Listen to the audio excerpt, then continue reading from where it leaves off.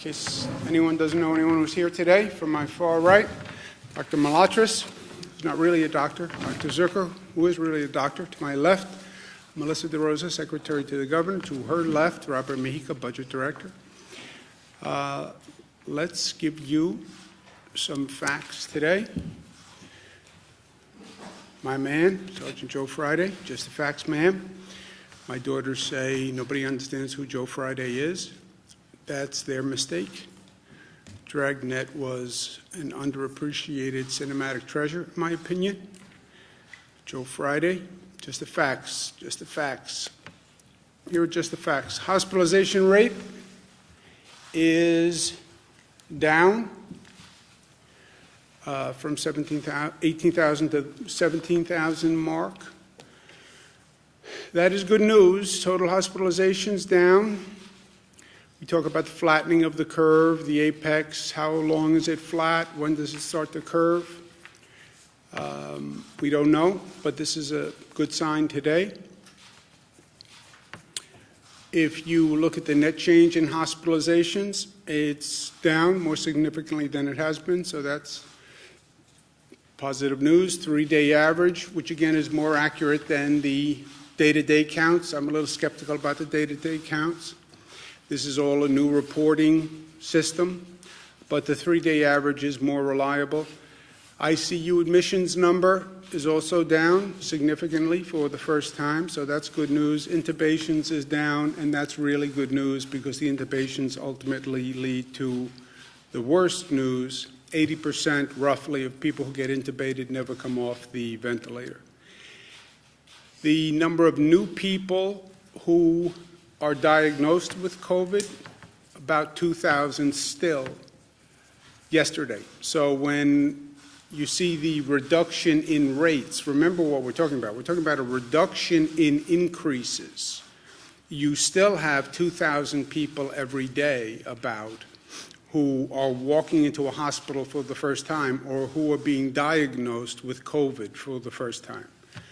And 2,000 is still a lot of people. But the good news is it means we can control the virus, right? We can control the spread. And we did not know for sure that we could do that. We speculated that we could do it, but we didn't know. So now we know that we can control this disease. The bad news is 2,000 people walked into a hospital yesterday for the first time with the disease, and the worst news is 600 people died yesterday from the disease. That is still continuing at a really tragic rate. Of those deaths, 577 in hospitals, 29 in nursing homes. We've been watching the nursing homes because nursing homes in many ways are ground zero for this situation. Last night, the number in nursing homes was relatively low. Everyone asks the same two questions. When is it over? And how do we get there? How do we start to make our way from here to there? When is it over? As I've said, when is it finally over? It's over when you have a vaccine, and that's 12 months to 18 months. We've said to the FDA, any way we can be helpful in the testing of that vaccine, how do we accelerate that? How do we expedite it? New York is ready, willing, and able to do that with the FDA. Maybe there's a medical treatment between now and the vaccine. That would be great. But those are unknowns, and it's out of our bailiwick. We are working with a lot of companies that are working on treatments. We're testing treatments in our hospitals, but that's a pure medical research and development function, which is beyond us. At the same time, how do we unpause New York? New York is now on pause. How do we unpause it? First, do no harm. Don't let that infection rate go up to the best of your ability. Don't lose the progress that you have made. Second, now go back that we have some stability and we can actually work with the healthcare system, which we had on overdrive for many, many weeks, And we had increased the capacity, as you remember. Every hospital had to increase capacity 50%. I mean, just think about that. 50% more beds, staffing those beds during this horrific period. Now we have a chance to be more intelligent, frankly, about handling our healthcare system. Testing and tracing, testing and tracing, testing and tracing, and we need the federal government to work with us on that.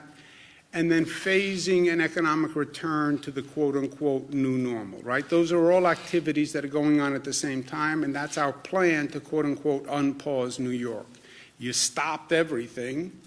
How do you now restart that machine in a coordinated way that doesn't drive up the infection rate? That's the balance that we're trying to strike.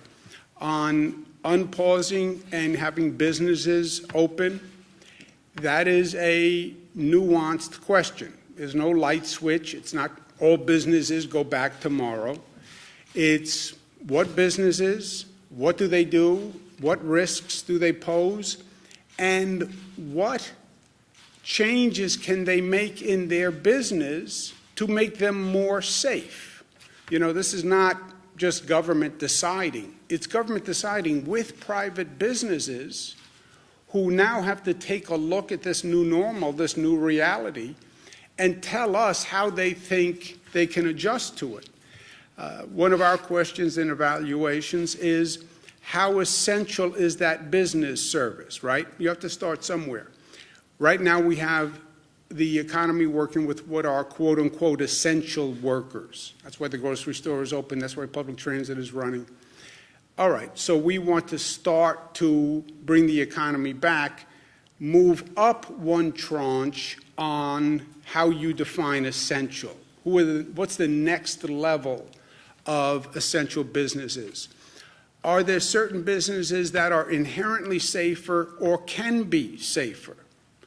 And then let's talk about how we reopen them and where we reopen them. And these are all questions that we have to work through on a case-by-case basis. But there is a matrix. And the matrix is how important is the business to society, how essential a service, and how risky is that business from a rate of infection. And obviously, the more essential a business, the lower the risk, the more they are a priority. And then how do you do it? You do it in phases of priority, and then you phase it up the way we phased it down, which is by percentages. And this is going to be an ongoing process over the coming weeks that we're working through with the other states. But the what, the how, the when, looking at how important that business is and what the risk that business poses, and then do it in coordination with our other states, because this is really a regional issue and it should be addressed on that basis. Coordinating with the other states doesn't mean we'll always be in lockstep, but we'll talk through everything first, and hopefully we're not doing something that's contradictory to another state at a minimum. And so far, so good on that exercise. And then analysis is ongoing. But it's not going to be all about what government does, what government does. The private sector now has to think about what they do and how they do it and how they can do it differently in this new normal. Reimagine your workplace. And we learned a lot through this situation. People worked from home. Well, how many people can continue to work from home and the business still work? How do you socially distance in the workplace? Can you socially distance in your workplace? What are your new normal procedures and practices? How do you think you're going to get workers back and forth? And what precautions would you take? In the workplace, how would people work, and where would they sit, or where would they stand? And how do you do it without conference meetings? And how do you do it without gatherings? How are you going to interact with the public in a way that keeps the public safe, right? We're talking about businesses that pose a lower risk, tell us how you intend to organize and conduct your business. And can you do it in a way that poses a lower risk? And what would you do with your workforce to make sure if an infection happens that we can jump on it quickly? And then as we're going through all this planning, this is going to be a moment of transformation for society. And we paid a very high price for it. But how do we learn the lessons so that this new normal is a better New York? And there are lessons that we must learn from this because we do need to do things differently, or we can do things differently and we can do things better. Part of the way across that bridge is testing. It is the single best tool to inform decisions and to calibrate all of this. This new testing world is a new frontier for all of us. New York State has been very aggressive about doing testing. We set a very ambitious goal when we began, and I'm happy to say they did it. We've done 500,000 tests in 30 days. That's more than California, Florida, and Michigan combined. And this is all about figuring it out first and taking a system that frankly didn't exist and creating this testing system and this testing regimen. 500,000 tests in 1 month. That sounds great, and it was great. It was a great accomplishment. And congratulations to everyone who put it together. But when you think of 500,000 tests in 1 month, and then you compare it to the fact that you have 19 million people in the state, you have 9 million workers, the 500,000 doesn't sound so big, right? So we have many questions to answer.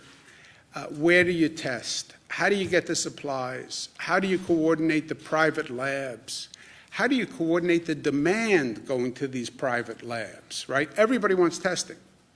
Private sector companies are calling for testing, and they're going right to the labs.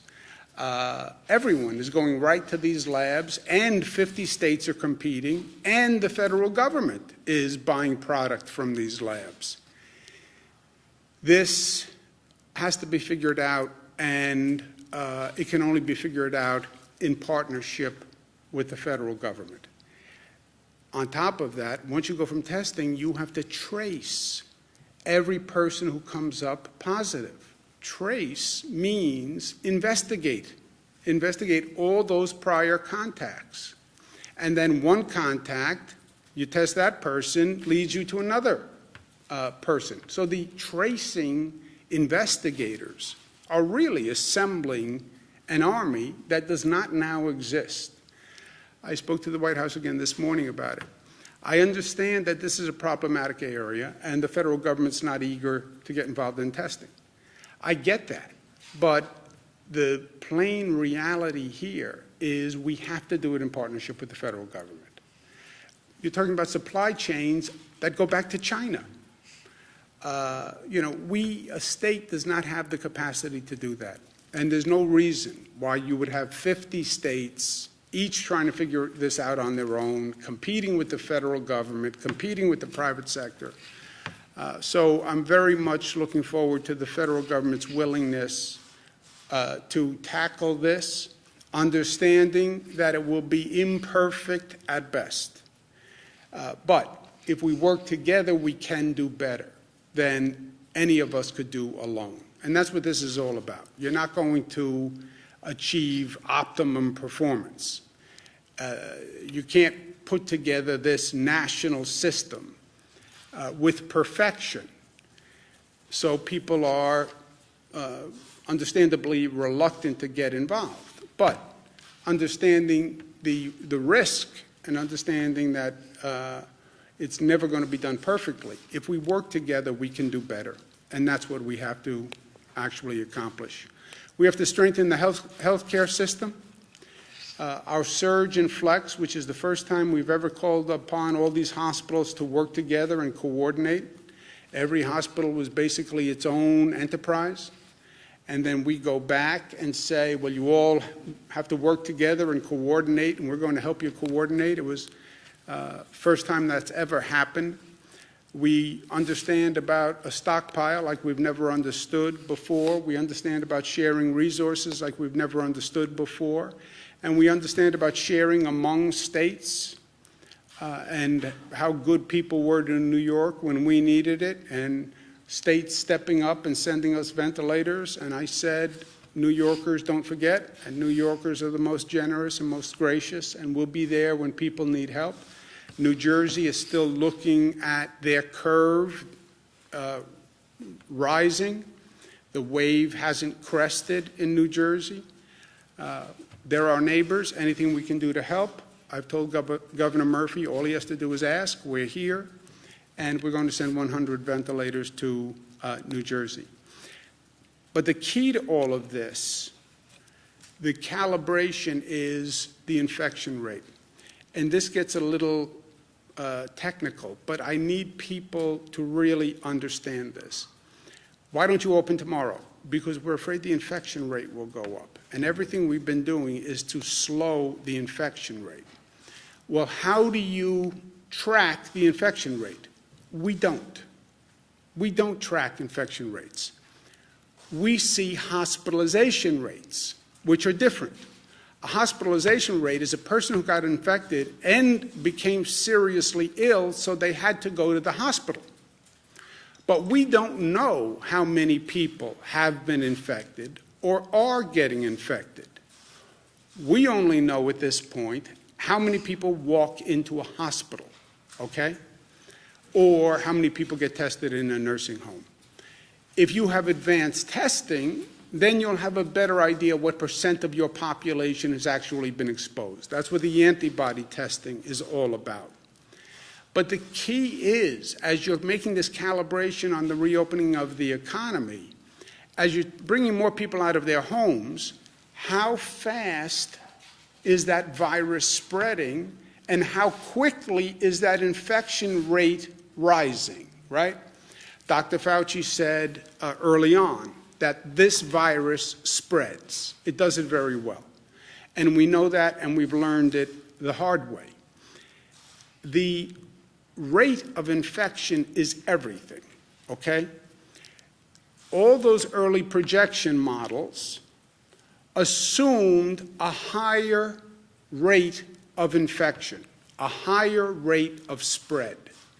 That's why they were calling for so many more hospital beds, many more mortalities, because they projected a higher rate of spread. That has not happened so far. Caveat, so far. We've controlled the beast. We've brought the rate of spread down. If their rate of spread actually happened, we would have been in a much, much worse situation, and we would have been in a really bad place. I mean, their projections were staggering, and it didn't happen because we slowed the models. But remember what they were talking about. CDC, which is supposed to be the preeminent source, 160 million to 214 million people infected, they were projecting. That was only March 13th. That's what the CDC was projecting. You know how many 160 to 214 million are? We only have 328 million people in the country. They were projecting more than half of the population, and maybe 2/3 of the population infected. And that was only a month ago. They were saying 2.4 million people to 21 million people would be hospitalized. You know how many that is? We only have 900,000 hospital beds in the nation. They were saying, by their projection, a minimum of twice as many people would need hospital beds as we have hospital beds. Just imagine that. That was the CDC. The White House Coronavirus Task Force, the same thing. White House Coronavirus Task Force was saying 1.5 to 2.2 million deaths. Deaths. And that was the White House Coronavirus Task Force as of March 31. Okay? best case scenario, 100 to 240,000 with mitigation efforts. March 31, just over 2 weeks ago. So, and that's why all of these models said the same thing. They were all believing a higher infection rate. Now, and that's McKinsey, and that's Columbia, and that's Cornell, that's all of them. That's the Gates-funded model. They were all projecting a higher infection rate. We slowed the infection rate by our actions, and that's why we're in a better position today. Now, what does the infection rate mean? And I know this gets a little granular, but people have to understand it if they're going to understand why we need to do what we need to do. The infection rate is how many people does one person infect, okay? How fast is the virus spreading from one person to another? And they talk about the R0 factor. The R0 factor is the projected spread of the virus, okay? If one person infects less than one other person, the disease is on the decline. If one person basically infects one more person, the rate of spread is stable. I get infected, I infect one person infects one. When you have a really situation out of control is one person infects two people or more, because then the increase is just exponential, and that's fire through dry grass. This is what they were all trying to project, and this is what we have to control as we start to reopen the economy.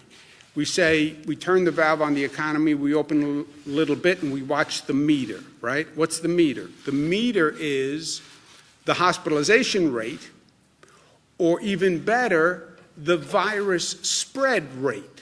So you start to turn that valve, you start to bring people out of their homes, you start to reopen businesses, you see that number going up, turn the valve back right away. And this is what we're trying to deal with going forward. And again, nobody has been here before, so we're trying to figure it out. If the virus spread increases to the place where one person infects two people, that is an outbreak. If one person is only infecting one other person, that is basically a stable increase. Ideally, one person is infecting less than one person, and that is a decline of the spread of the virus. And that's what we're shooting for. Just to belabor this one more point, where you've seen an outbreak epidemic spread, it's when one person is infecting more than one other person. That's when you're out of control. On the Diamond Princess cruise, the infection rate was one person infects 2.2 additional people. Wuhan was one person was infecting two people or three people. The 1918 pandemic, one person was infecting 1.5 to 2.8. On our severe projection, one person was infecting 1.4 to 1.8. On the moderate projection, one person was infecting 1.2 to 1.4, okay? What we've done, because of our mitigation efforts, social distancing, stay home, lock the door, we've brought it to less than 1. Our infection spread rate is 0.9, okay? Wuhan, which really closed down everything, and locked it up, Wuhan brought the infection rate down to 0.3, okay? So that's the range we're talking about. But when you think about that, we're at now 0.9, we only have a margin of error of 0.9 to 1.2.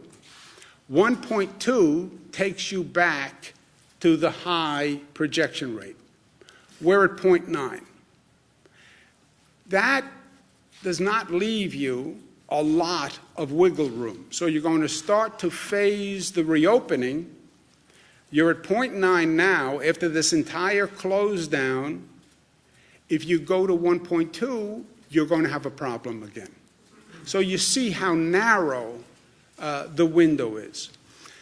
But New York pause has worked. The close down has worked. That's how we controlled the beast. That's how we got it down to 0.9. However, we're not there yet. We're just at 0.9. Again, Wuhan got down to 0.3. So we have to continue doing what we're doing. I'd like to see that infection rate get down even more. The New York pause policies, the close down policies, will be extended in coordination with other states to May 15th. I don't want to project beyond that period. That's about 1 month. 1 month is a long time. People need certainty and clarity so they can plan. I need a coordinated action plan with the other states. So 1 month, we'll continue the close down policies. What happens after then, I don't know. We will see depending on what the data shows. What does that mean?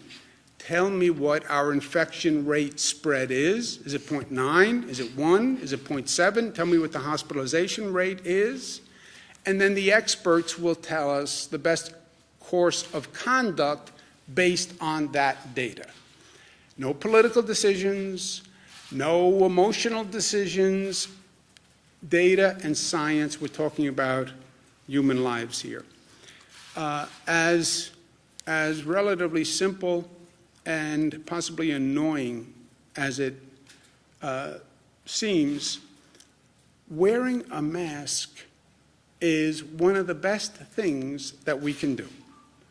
And I understand I'm getting a lot of not happy phone calls off what I said yesterday about wearing a mask in public.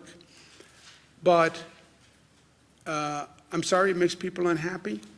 I do not consider it a major burden. And it really is a simple measure that can save lives.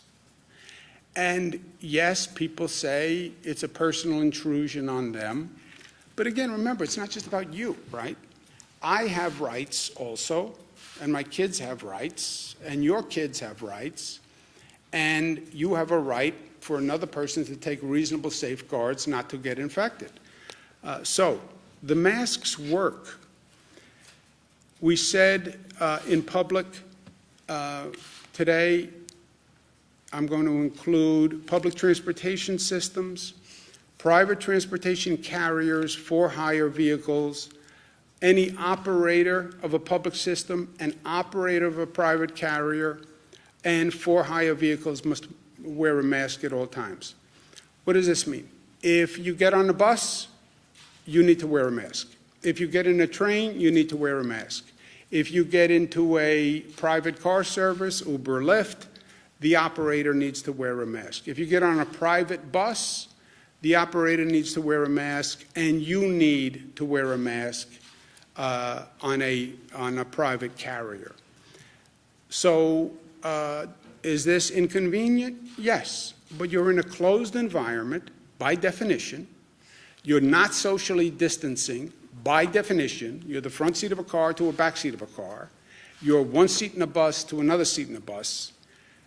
This is a precaution for everyone that I think balances individual liberties with a social conscience. This will go into effect Friday, 8 p.m. Ultimately, what determines the rate of infection? You do, and I do. That's what this all comes down to, as simple as it sounds. It's not about government. It's not about anything else. It's about what people decide to do and what people have decided to do. They have brought this infection rate down. It's that simple. Nurses, doctors did a phenomenal job. First responders did a phenomenal job. Essential workers did a phenomenal job. But that rate came down because people changed their behavior. That's what happened. It is about the behavior of our people. It's that simple. It's our behavior. It's our level of discipline. It's how we educate our children. It's how considerate we are of others. What we're willing to do to safeguard others' health in our community. That's what makes all the difference on what we're doing. And it is the simple things. It's wearing a mask. It's washing your hands. It's the hand sanitizer. It's the social distance. It's making sure your children understand what to do, what not to do. It's all of these simple procedures that seem almost insignificant, but on a collective basis make all the difference in the world. And it is making smart choices. I want to get out of the house. I'm going crazy. I need to do this. I need to do this. I know, but be smart. Be smart. And engage what you're doing relative to everyone else and relative to the overall goal. But I will tell you, and I don't know that people truly appreciated this. I don't know that I did. Of all the unique aspects that we have learned going through this, the most positive and the most surprising to me has been how people have responded. The policies that I have communicated are not worth the paper they are printed on. I could stand up here as governor and say, we must do this, we must do this, we must do this. These are some of the most life-changing policies government has ever issued. Think about it. This is not government saying, here's your tax rate, here's age of voting. This is government saying, stay in your house, don't touch another person, wear a mask.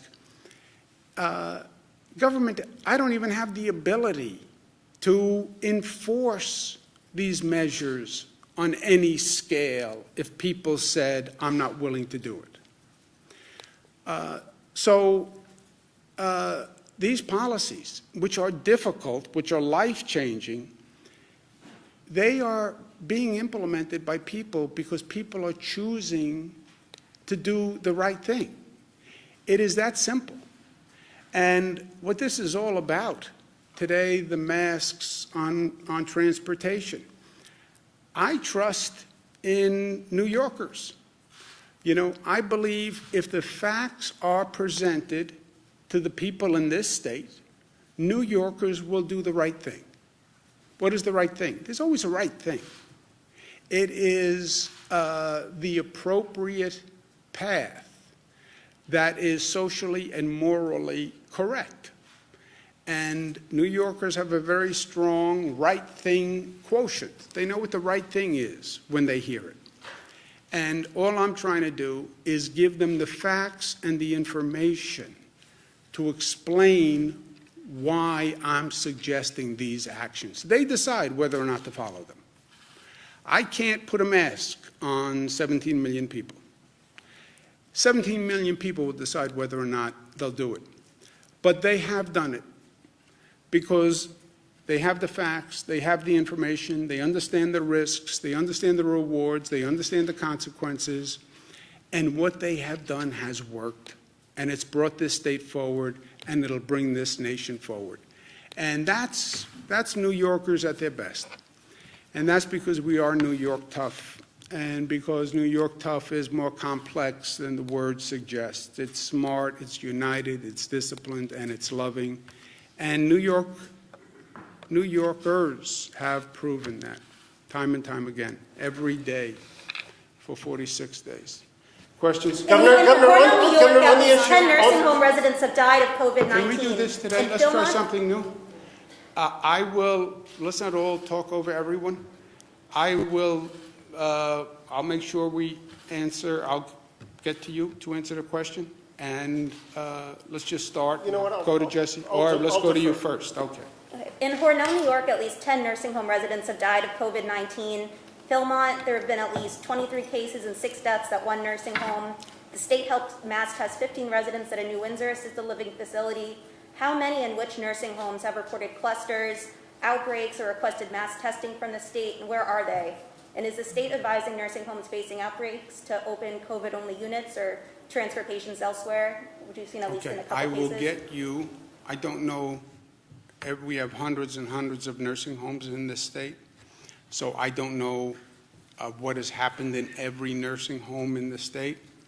I don't have firsthand knowledge of what happened with the nursing homes in Hornell, New York, but we will get you today a list of information by nursing home to the best we have, and as we get that updated, we'll get it to you.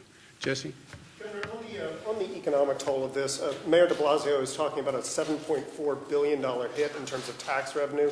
Have you discussed help for the city of New York vis-a-vis that, as well as, you know, the 1.2 million people who are now applying for unemployment in the state? Yeah, Jesse. It's simple. Yes, we've had multiple conversations. It's not just New York City. It's Nassau County, Suffolk County, Westchester County. It's every county in the state. It's every local government in the state. And the short answer is we cannot do it. You know, I have a $10 to $15 billion hole. So I'm not in any position to help any of them. That's why I've said this is where the federal government has to step in. And it defies understanding that the federal government is going to say, we've passed major pieces of legislation, pat us on the back, to protect the economy and move the economy forward, but you don't fund state and local governments? And when you don't fund the state and local government, it means the state and local government has to turn around and cut everybody that relies on them. It's not smart. It's not right. It's counterproductive. I understand you don't get the same political credit when you fund New York State or New York City or Nassau County or Suffolk County because it doesn't represent any voters, any people. It's just a governmental entity. I get that. And I get that politically they like to pass legislation where they can call up someone when they get home and say, hey, Jesse, I got a check for you. I understand that. But at one point, you have to put the politics aside and say, we have to do something that's actually makes a difference. And how can you even pretend that you're addressing this crisis when you're starving state and local governments? And that's not a Democrat to Republicans. National Governors Association, headed by a chairman who's Republican, Governor Hogan, great guy, great governor. Myself as vice chairman, we sent a letter saying that to the administration. And by the way, I say it to my Democratic congressional members. I said to Senator Schumer, I said to Senator Gillibrand, you pass a piece of legislation that starves state and local governments, you're not helping the country. You're just not. Well, we have to get to yes. It doesn't matter to get to yes if the bill doesn't do what the purpose is. Bernadette? Just to follow on Marina's question real quickly, why has it taken so long to get specific information about specific nursing homes? That would seem to be in the public interest for people to know where people are dying. We're putting it together. You know, you have to appreciate the practical reality here. That's why I say watch this whole reporting system. You have hospitals that are dealing with hell every day. And you're basically saying, make sure your report isn't late, which is what the Department of Health says. Nursing homes that are dealing with hellacious situations, or make sure your report is on time. Yeah, and look, I've been on the phone with these types of facilities, and they say, I understand, make sure my report is on time. I have 7 people critically ill. I'm short-staffed. I don't have enough PPE, and you're giving me a hard time about reports. So in the balance of things, I understand the degree of difficulty. And how many nursing homes are there? 613. 613 nursing homes, right? So you're not talking about one phone call. But we are getting the data. It is coming in. When will we have it? Do we know? Today. You mentioned that there's, obviously the flattening of the hospitalizations, but we had yesterday the highest, or the day before, the highest number of positive cases since testing started. Are you concerned about seeing that number tick up, and why might that be while the hospitalization? The testing is not indicative of anything, in my opinion. It is not a random sample. It is a function of how many tests you are doing. What's been happening is our testing capacity is going up. As our testing capacity goes up, the more tests you do, the more positives you find. Remember, the testing is not random. It's people who believe they are positive because of the circumstances. They were exposed to a positive person, etc. So you're getting people who you think are positive to test, and then the more tests you take, the more positives you're going to find. The hospitalization rate of any of these rates, the most indicative is the hospitalization rate. Because what it's telling you is these are people who are infected and were seriously ill. That's what the hospitalization rate tells you. It's the only real data you now have. It doesn't tell you the rate of infection spread and whether it's increasing or decreasing. But it tells you how many people walked into the hospital who were positive after they were tested and who were seriously ill. That's the only number you have that is statistically representative. President Trump accused New York City of padding the death count, padding the numbers, because they changed the way that they're recording. So now they're saying they added something like 3,800 new deaths based on in-home deaths. What do you say to that? Do you think that the president is correct in saying that? And also, when is the state going to start having that separate category? Yeah, Melissa knows this better than I do. Look, I think what you're seeing is, well, first, I don't know what the president said specifically, what his words were. And I don't, why would New York City want to inflate a death toll? I mean, that doesn't make a lot of sense. It's bad enough as it is. It's painful enough as it is. Why would you want to inflate a death toll? Look, I don't know, but it sounds even more bizarre than usual that anyone would want to do that. I think what's happening is they're changing. CDC put out different guidelines about what numbers you must report. We've always said all we really know are deaths in a hospital or deaths in a nursing home. Could people be dying at home because of the coronavirus and we're not counting them? Yes. Was this a rough estimate? Yes. So now we're trying to refine the estimate, other categories, other possibilities. I think that's what it is more than anything. It's more of a reporting process. But Melissa, do you know anything more? No, about it's exactly what the governor said. So the CDC put out guidance on reporting. So actually, it's the president's own CDC that put out this guidance. And the city was very clear. They actually did not tack on that number to the total death count. They created a new category that's called probable deaths.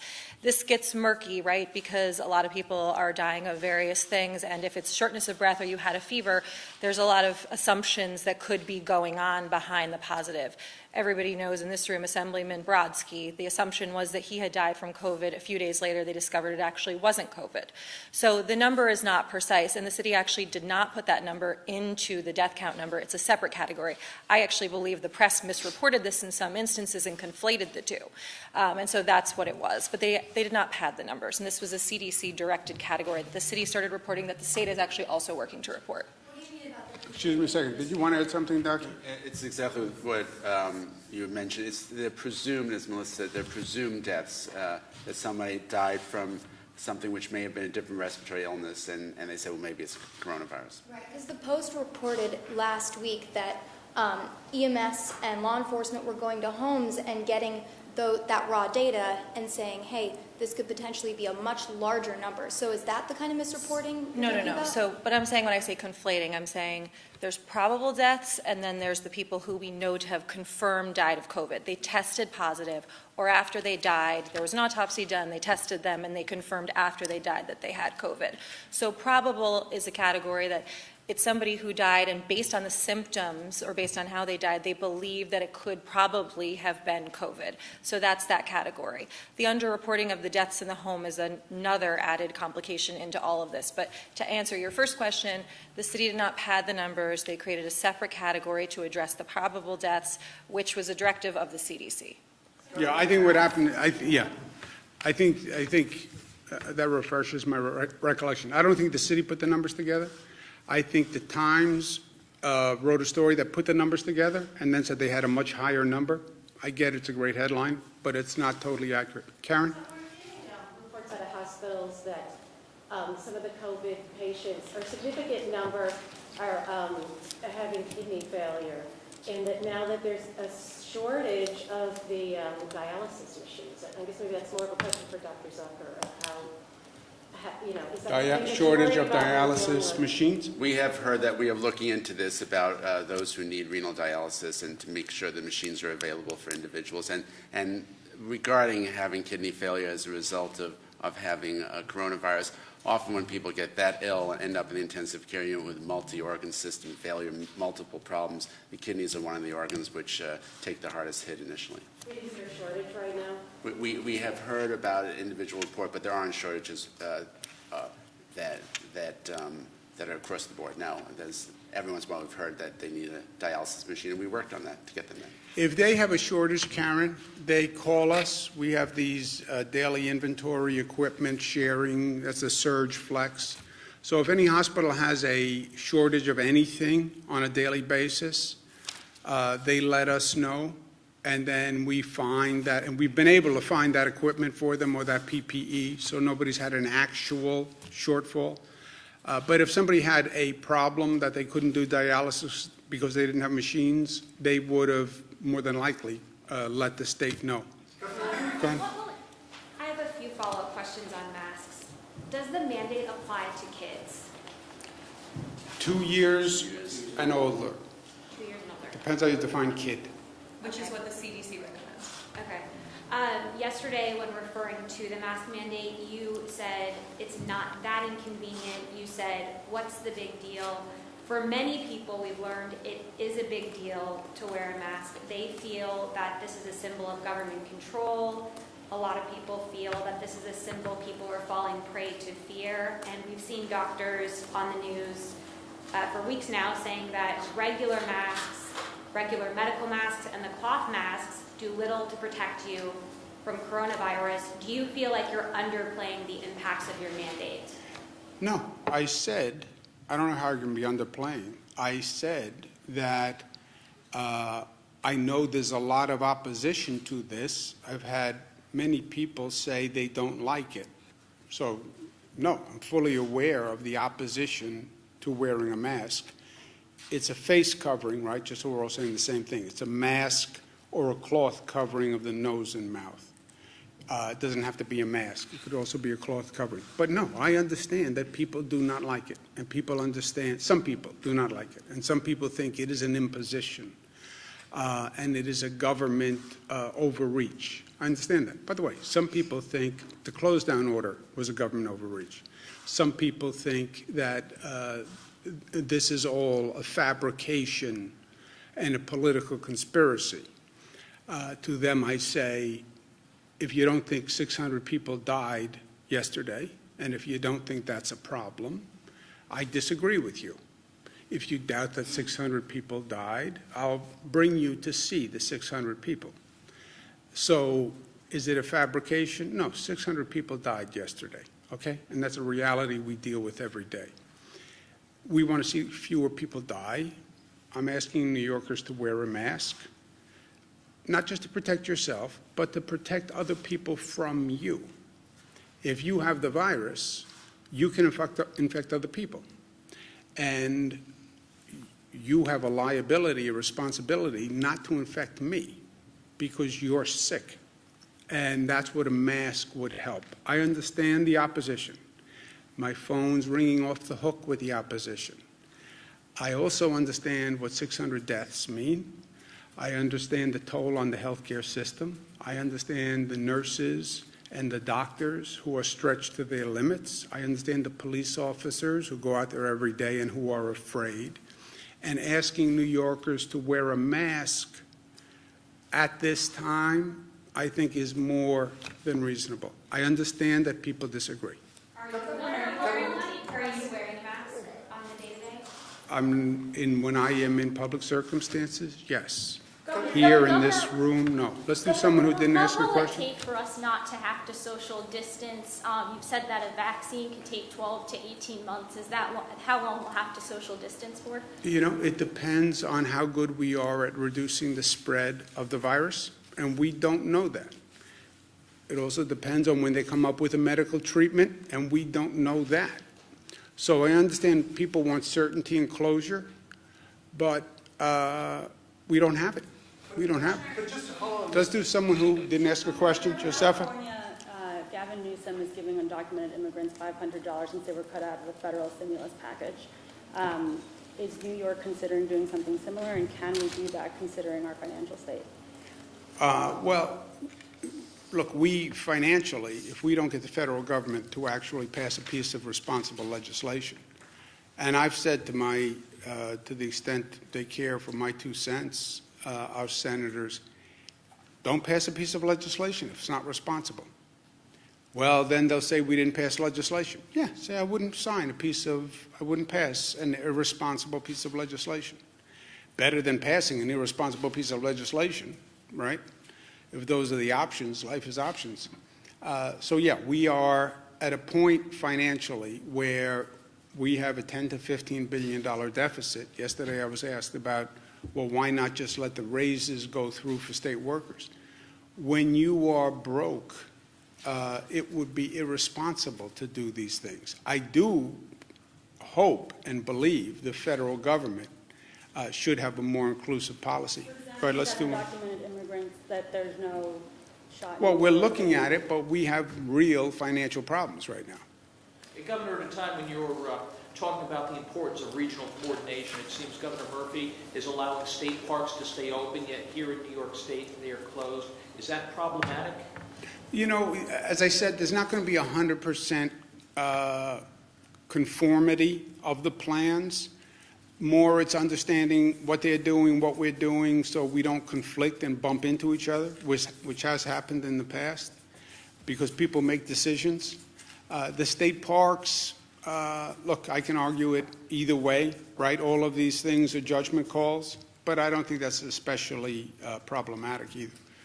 And regarding unemployment, we're hearing stories that people are still not getting return phone calls within 72 hours, particularly people who are self-employed, who have lengthy documentation to fill out. Has that been an issue? I don't know if it's for you. I have not heard that. Melissa, do you know where that is? So again, let's do some context here. As Jesse noted, and the Labor Department is going to be putting out the figures later today, another 400,000 people filed claims for uninsurance in the last week, the week ending this past Friday, which brings us up to 1.2 million claims in the last 5 weeks. To give you guys a sense of comparison, during the entirety of the 2008 crash, New York State lost 300,000 jobs. So in terms of the volume that the Department of Labor is dealing with, just for everyone's understanding. At this point, they have completed 925,000 claims. There's 275,000 claims that are outstanding. Some of those people are from the last week. Some of those people, unfortunately, date back to the middle of March. Most of the people who date back to the middle of March are people who require additional forms for, as you said, people who are self-employed, people who are contractors, and so that process has been taking longer. We're working together to try to figure out the best way possible to expedite this. It's great that the system has worked better for some. If you're one of the people who are still struggling, it doesn't matter at all, and we understand that, and I sympathize with that, and I apologize for that. And we're going to continue to do everything we can to bring the system up to deal with this scale as soon as possible. Let's do one more. Somebody go. What about low-income people or homeless people who maybe might not be able to purchase a mask? Is there going to be a way for them to maybe pick up one or something? Yes, we're working on that, and we're working with local governments in making sure people who can't pay for a mask can have one. Remember, it's not a mask. It's a face covering, so it can be a handkerchief, a bandana, it can be a cloth covering, etc. It can be stylish or fashionable or just boring and plain like mine. All right, I'm going to go to work.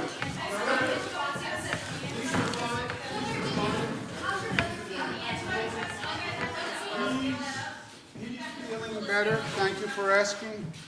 His wife now tested positive, so he feels, obviously, we're not sure how Christina, is my brother's wife, how she got the virus, but assuming he gave it to her because she was helping take care of him, he feels bad about that on a personal level, and on a practical level, he's sick in the basement. Christina's quarantined upstairs. They have 3 kids, so it's a practical hardship. But he's feeling better. Thank you very much for asking. Thank you.